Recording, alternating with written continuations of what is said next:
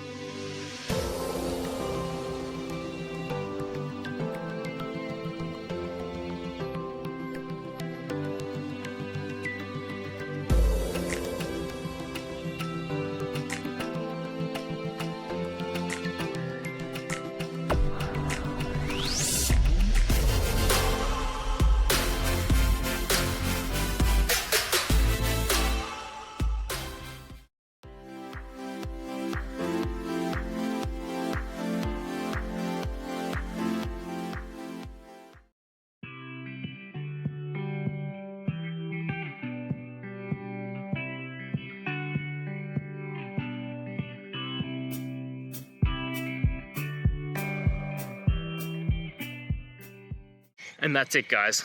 I hope that video helped find the resolution you're looking for. If it did, please, I'd appreciate it if you could hit subscribe.